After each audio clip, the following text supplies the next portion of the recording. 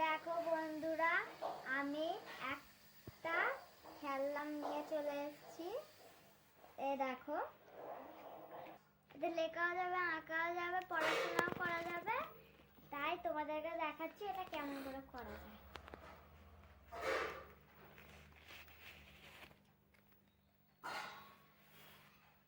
এই দেখো, এই পেছনে যে এই সুইচটা আছে, সেটাকে এইটা মানে এইরকমটা আছে, তো এইখানে লক করা থাকে, আর এইটা এরকম করলে এটা সুইচে ওটা চালু হয়ে যায়। হ্যাঁ, আর এই পেন্সিলটা তো দেখো, হ্যাঁ, এইটা টিপলে হয়ে গেল। আমি একটা আমার নাম লিখে দেখাচ্ছি, আবার ডিলিট করে দেবো। দেখো,